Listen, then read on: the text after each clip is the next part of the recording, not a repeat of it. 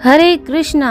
तो हम आ गए हैं आपके सामने अध्याय 1, जो हमारे परम पूज्य गुरु महाराज श्रीमान कतुदास अधिकारी जी महाराज के माध्यम से लिखी हुई पुस्तक माया की मार को लेकर हम आज प्रस्तुत हैं। प्रथम अध्याय माया की परिभाषा। तो आप लोग इसका श्रवण करें और लाभ लें कि माया हमें किस प्रकार मारती है और हम माया से किस प्रकार बच सकते हैं। तो चलते हैं अपनी कथा की ओर। माया की परिभाषा। कोई भी राजा शक्ति के बिना राजा नहीं बन सकता। राजा को अपनी शक्ति के लिए सेना, हाथी, घोड़े, अस्त्र शस्त्र आदि रखने पड़ते हैं। शासन के लिए नियम विधान और जेल का प्रबंध रखना पड़ता है और अपनी प्रजा को सुखी रखने के लिए भोजन, वस्त्र, आवास, उत्सव, उद्यान तथा शिक्षा आदि की व्यवस्था करनी होती है। श्री कृष्ण राजविद्या राजाधिराज हैं। केवल वही भगवान हैं और सारी भौतिक एवं आध्यात्मिक सृष्टि के एकमात्र राजा हैं। इसीलिए उनका एकमात्र कार्य है राजा की तरह आनंद करना और प्रजा को आनंद प्रदान करना। इसीलिए राजा की तरह श्री कृष्ण अपनी अनेक शक्तियों के माध्यम से सारी सृष्टि का संचालन करते हैं, अर्थात प्रत्यक्ष स्वयं नहीं करते। तो श्री कृष्ण की अनंत शक्तियां हैं। श्वेतस्वर उपनिषद में कहा गया है कि भगवान या परमेश्वर के लिए कोई भी कार्य करने योग्य कर्तव्य नहीं है, अर्थात उन्हें कोई भी कार्य करने की आवश्यकता नहीं है। भगवान के समान अथवा उनसे बढ़कर कोई नहीं है। उनकी अनंत दिव्य शक्तियां हैं जो उनसे स्वाभाविक रूप से रहती हैं और उन्हें पूर्ण ज्ञान, बल और लीलाएं प्रदान करती हैं। माया भगवान कृष्ण की शक्ति है। मुख्यतः माया दो प्रकार की है, योग माया और महामाया। योग माया श्री कृष्ण की अंतरंगा शक्ति हैं जो आध्यात्मिक जगत का संचालन करती हैं और महामाया श्री कृष्ण की बहिरंगा शक्ति हैं जो भौतिक जगत का निर्माण, संचालन और संहार करती हैं। माया शब्द दो अक्षर से बना है, माँ और या। माँ का अर्थ है नहीं और या का अर्थ है या, अर्थात माया का अर्थ हुआ या नहीं। माया जो नहीं है उसका अनुभव कराती है, अर्थात जो सत्य नहीं है उसे सत्य बताती है। ऐसी माया के विषय में राजा निमि नवयोगेंद्र से जिज्ञासा करते हैं।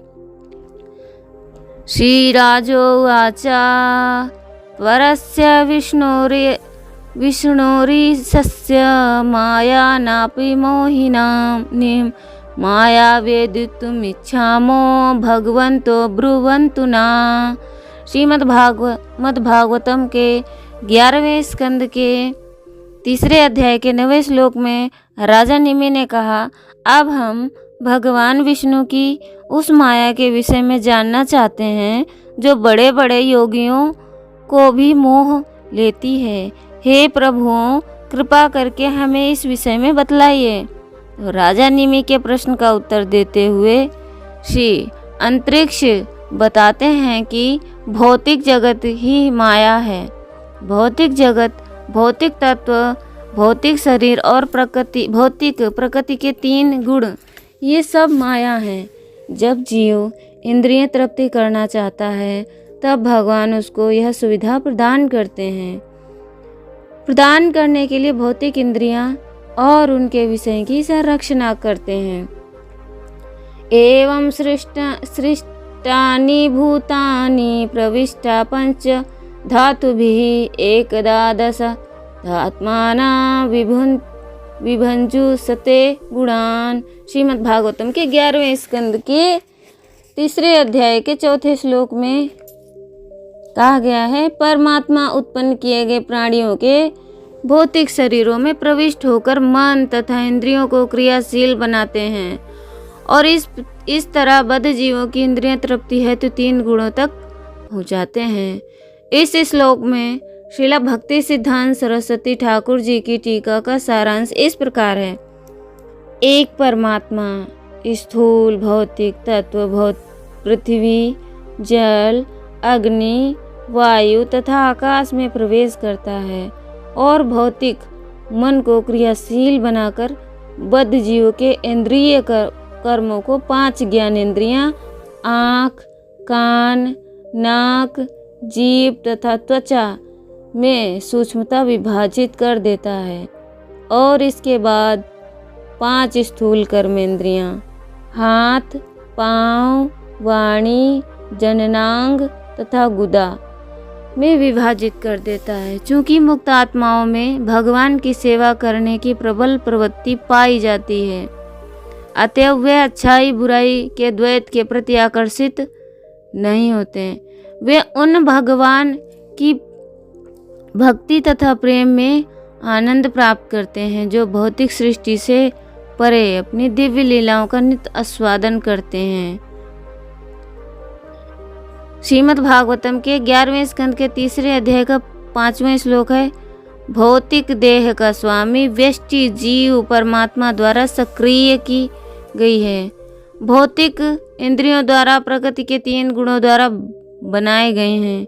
इंद्रिय विषयों का भोग करने का प्रयास करता है। इस तरह का वह उत्पन्न भौतिक शरीर को अजन्मे नित्य आत्मा के रूप में मानने के कारण भौतिक माया में फंस जाता है। भगवान के समान अथवा उनसे बढ़कर कोई नहीं।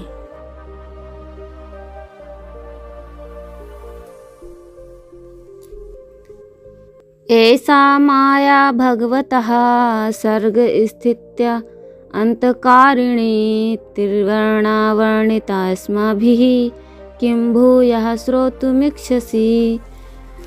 श्रीमद् भागवतम के 11वें स्कंद के 3 अध्याय का 16वां श्लोक में कहा गया है, मैं अभी भगवान की मोहिनी शक्ति माया का वर्णन कर चुका हूँ। यह 3 गुणों वाली माया भगवान द्वारा ब्रह्मांड के सृजन, पालन तथा संहार के लिए शक्ति प्रदत्त है। अब तुम और क्या सुनने के इच्छुक हो। श्रील भक्ति सिद्धांत सरस्वती ठाकुर उपरोक्त श्लोक की व्याख्या में लिखते हैं, भगवान की बहिरंगा शक्ति माया द्वारा भौतिक जगत की उत्पत्ति, पालन तथा संहार होता है।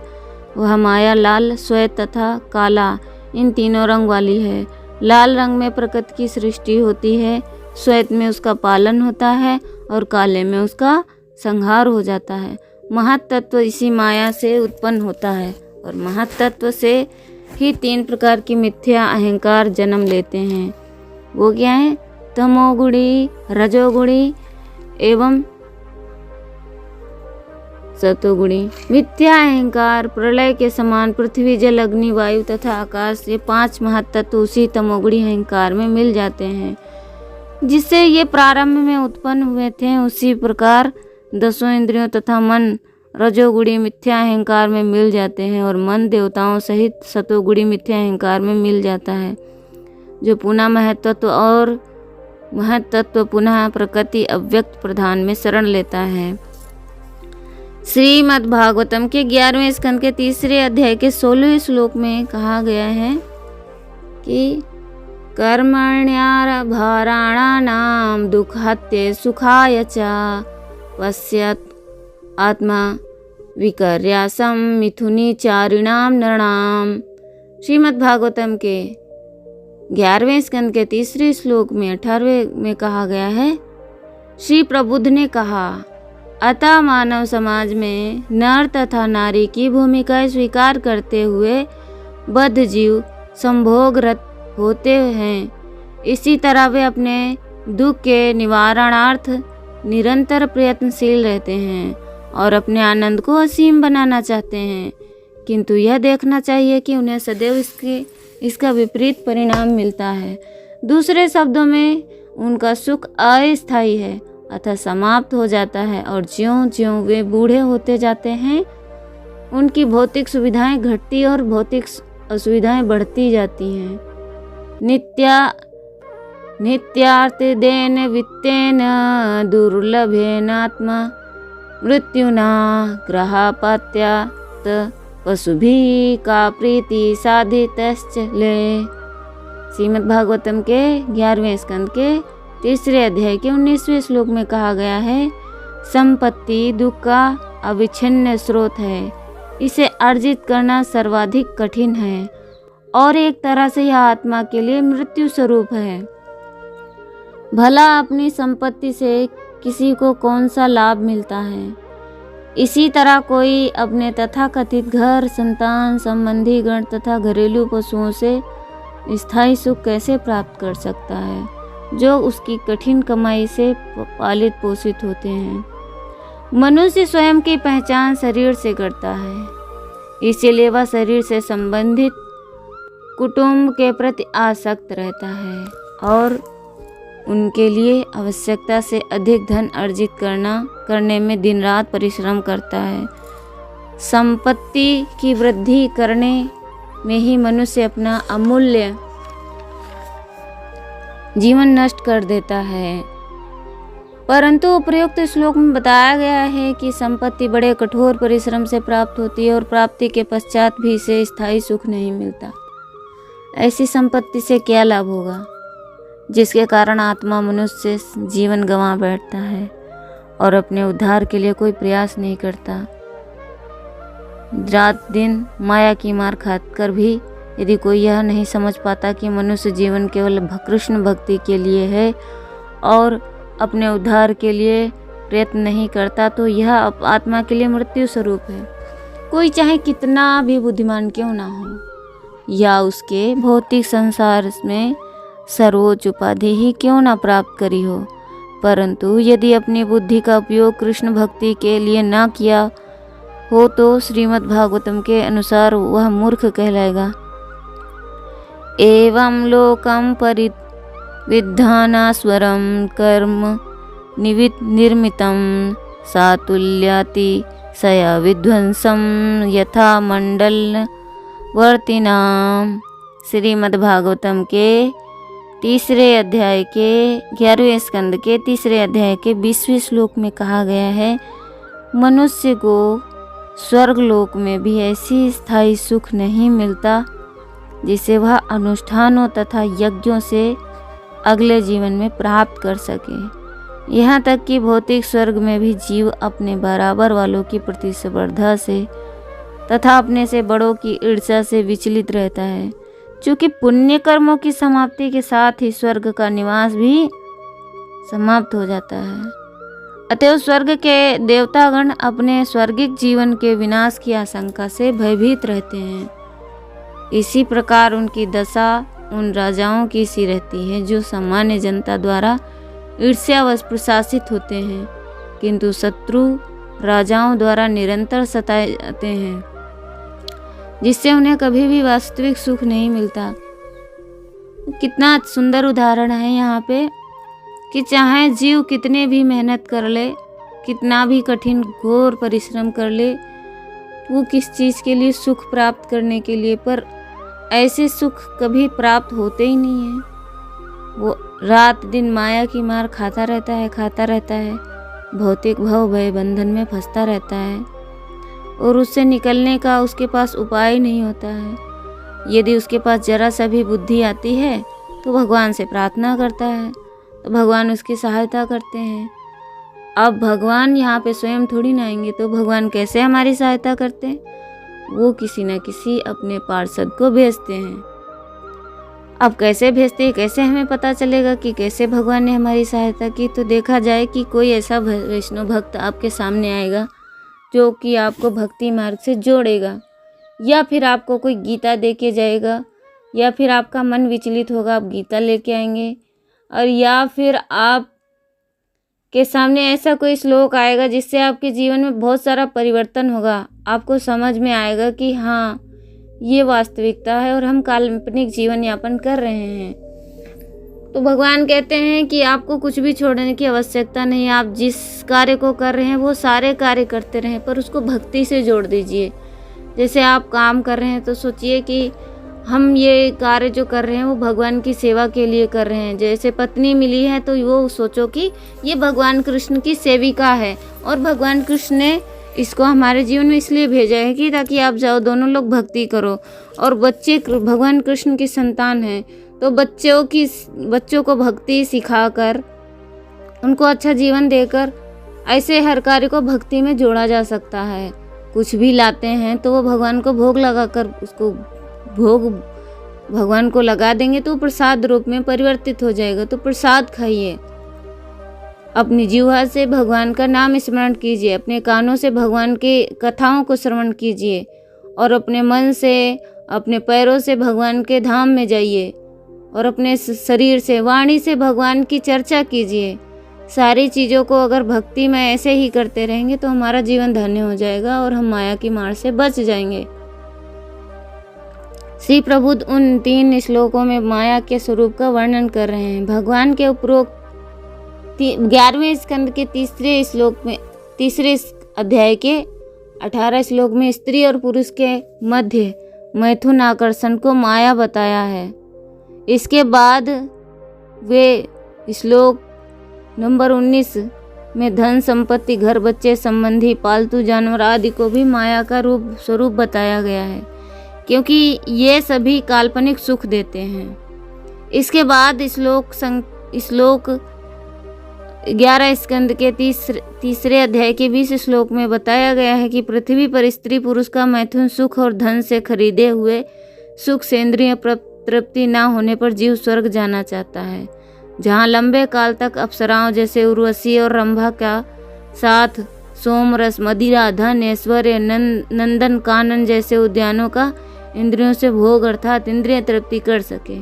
ये सब माया है, क्योंकि दुष्पुरेण नालेन चा। श्रीमद् भगवत गीता के 3 अध्याय के 29वें श्लोक में अग्नि में जितना भी ईंधन डाले अग्नि बढ़ती जाती है, कभी तृप्त नहीं होती। इसी प्रकार इंद्रियां अधिक से अधिक विषय सुख भोगने पर भी कभी तृप्त नहीं होती। इस प्रकार जीव अनादिकाल से स्त्री और धन के माया जाल में फंसा रहता है और माया की मार खाता रहता है। जीवेर स्वरूप है कृष्ण नित्य दास, कृष्ण तटस्थक्ति भेदा भेद प्रकाश। श्री चैतन्य चरितामृत मध्य लीला श्लोक अध्याय 20 श्लोक संख्या 108। श्री कृष्ण का सनातन सेवक होना जीव की वैधानिक स्थिति है, क्योंकि जीव श्री कृष्ण की तटस्थ शक्ति है और वह भगवान से एक ही समय अभिन्न और भिन्न भी है, और जीव अणु है और तटस्थ शक्ति होने के कारण कभी योग माया कभी महामाया के प्रति आकर्षित होता है। स्वभाव से जीव श्री कृष्ण का नित्य दास है, तो यह योग माया और महामाया क्या है यह समझना आवश्यक है। तो हरे कृष्णा, हम मिलते हैं अपनी कथा की इस अगली श्रृंखला में। तब तक आप बने रहिए और इसका लाभ लीजिए कि माया हमें किस प्रकार मारती है और माया से हम कैसे मार खाते रहते हैं, भौतिक बंधनों में फंसते जाते हैं। तो इससे कैसे निकला जाए ये आपको अगली कथा में सुनने को मिलेगा, अगली श्रृंखला में। तब तक के लिए धन्यवाद।